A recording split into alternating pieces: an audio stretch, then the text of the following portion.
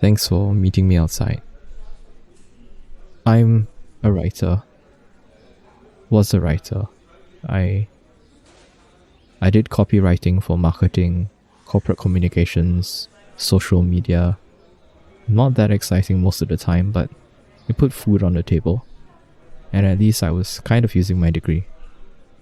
What I had always wanted to do though, and I know this is a cliche, is publish a novel. I have my notes, and I used to think that with time, money, and a few connections, I could really make something. So while browsing job listings during a coffee break, I saw the opening at a publishing firm for a junior editor position, with a pay that was a significant step up from mine, with flexible working hours and 40 days annual leave. You can understand I leaped at the opportunity.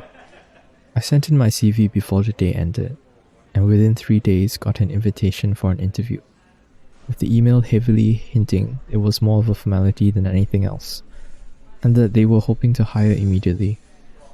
We scheduled it for the next Monday at their office.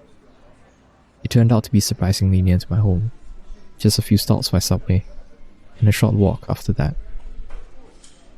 I called in sick on Monday and took the train.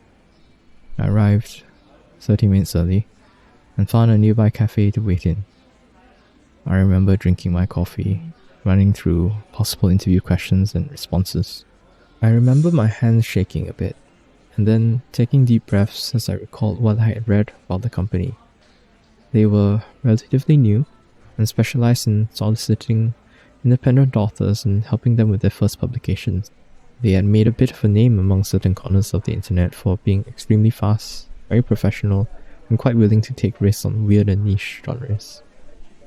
I did also find a forum post speculating about the background of their notoriously private founder, who was apparently some extremely eccentric and wealthy old guy, of which little was known except that he was rumored to have an underground mansion, and that he had some family connection with some historic carnival troupe.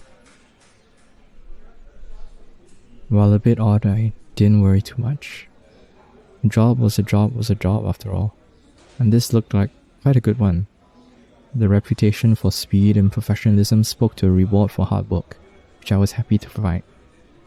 The openness to the weird and the indie meant the work would be interesting, and I might make some interesting contacts, maybe even be able to sell them something. And the oddness of the founder, to be honest, added a little bit of excitement to a job that seemed more and more to be the perfect contrast to my current dull one. Thinking about all that had made me get quite nervous. Couldn't afford to screw it up. I really wanted the job.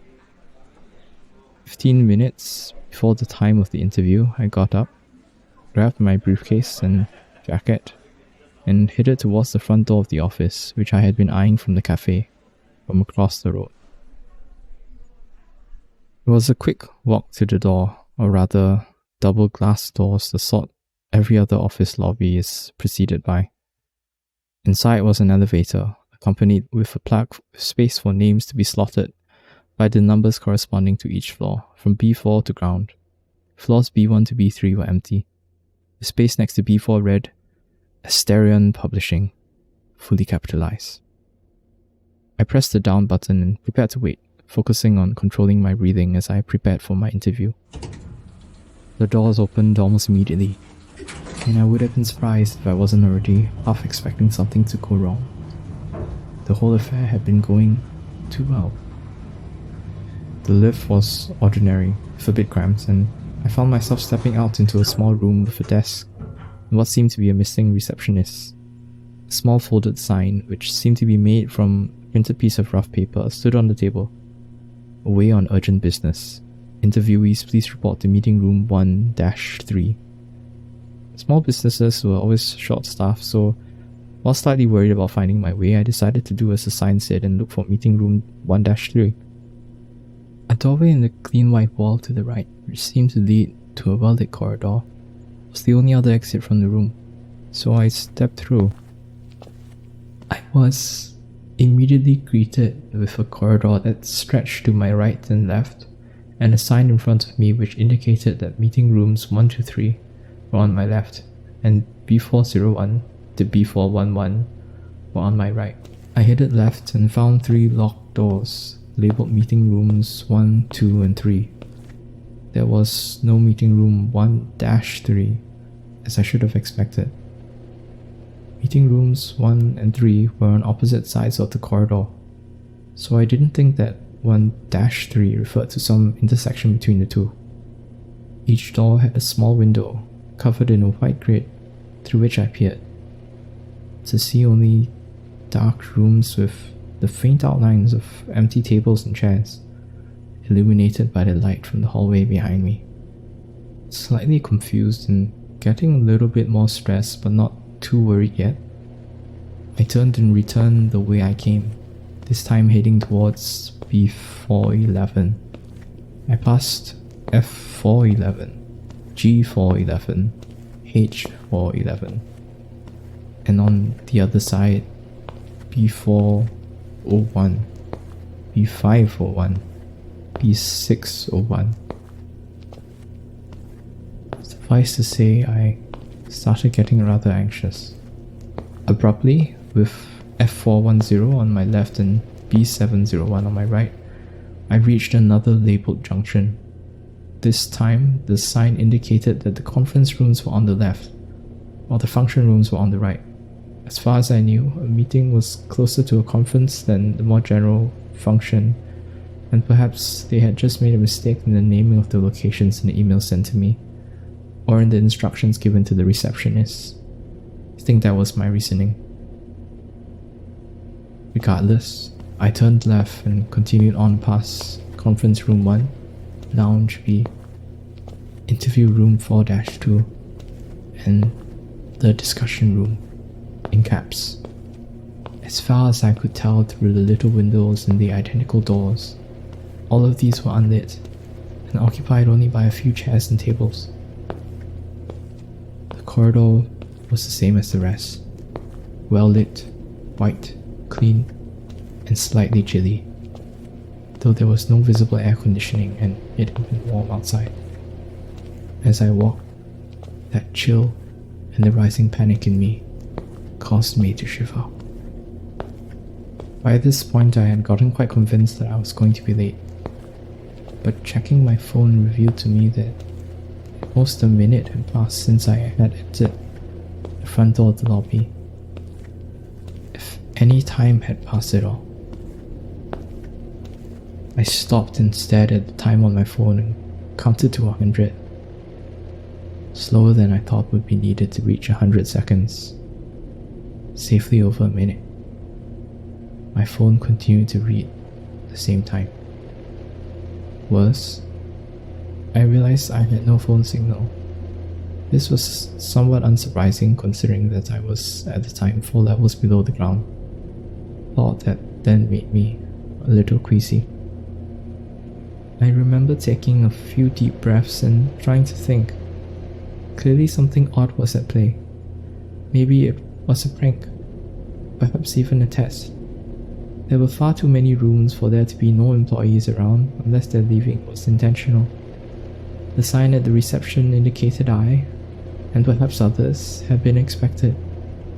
This was a company owned by an eccentric rich person with a penchant, apparently, for weird fiction. Perhaps this was some sort of weird test. I decided I would go back to look for the receptionist, who would hopefully be back by now, and ask her for directions. There was no point in trying to figure out what was apparently an idiosyncratic labeling system in a labyrinthine maze of corridors. I wrote my plan step by step on a note on my phone to keep myself calm. Step 1. Retrace steps. Step 2. Speak to receptionist, ask him or her to call the interviewer, and let them know that I had not been able to find my way. Step 3. If they are willing to proceed with the interviews, ask for physical guidance to the location from the receptionist. Take note of the route. Step 4. Proceed with interview as planned.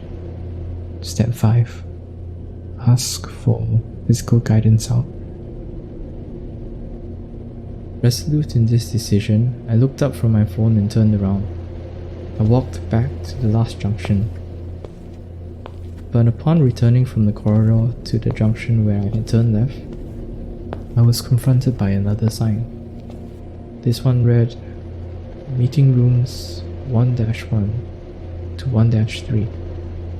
I could have sworn that the plug had not been there previously, but my choice was between an unlabeled corridor, which I believe I had come from, the conference rooms, the function rooms, and what seemed like the place I had been looking for. Followed the sign pointing to meeting rooms 1-1 to 1-3. I soon found myself in front of a trio of doors. One was labelled Meeting Room 1-1. One was labelled Meeting Room 1-2. And the third was labelled Meeting Room 1-3. These doors were different from the others I had encountered so far. They had no windows and revealed nothing. I knocked on the door, to no response. I pushed, and it did not open. I turned the handle, and it did. Inside was a table, 2 chairs, and a window. The lights were on, bathing the place in a neutral white light. The floor, like the rest of the place, was an unfinished concrete. The window overlooked a street that I did not recognize. I sat down and waited. I don't know how long, exactly. I remember thinking that I would wait until it was no longer reasonable to do so. I remember counting my heartbeats in the absence of an updating time on my phone, spending increasing mental effort to rationalize the situation. Perhaps the window was a screen. Perhaps there had been a scheduling issue. Maybe everyone was on holiday. Maybe the sign on the receptionist desk had been left there from another day. After a while, I realized that the only rational thing to do was to leave. I had tried hard enough, waited long enough, and no job was worth driving myself crazy in a weird office convincing myself of conspiracy theories. I got up to leave, pushed the door open, and stepped out into the corridor. Except, it wasn't a corridor. It was the lift lobby, and the plug by the lift indicated I was on the ground floor. And the only levels listed apart from it were B1, B2, B3, and B4. There were no names listed for each floor's occupant. There were no stairs. I'm not a superstitious person, but I like to think that I'm not stupid enough to pretend I could understand everything. We must, logically, accept the possibility of things in this wide universe beyond our logic. I remember thinking, rather stupidly, that I hadn't expected to find such a thing in an office building 2 stops from my apartment, that I wasn't going to stick around to find out what more the place had to offer. I was not an idiot, and I was not going to step into an elevator that had appeared from nowhere. I turned back in the meeting room 1-3, and after frantically looking around the room, picked up one of the 2 folding metal chairs and started hitting the window with it. After a significant number of hits, it finally cracked, then broke, and I felt a rush of fresh air I hadn't realized I had been missing. I looked down at what looked like a 3-story drop, and jumped, aiming for a pile of trash that seemed nearby. I missed. I remember a loud crunching noise, terrible pain, someone screaming, and then blacking out. I woke up at the hospital on what I have been told was the next day after my accident, but seemed to me to have been around a month since the Monday of my interview.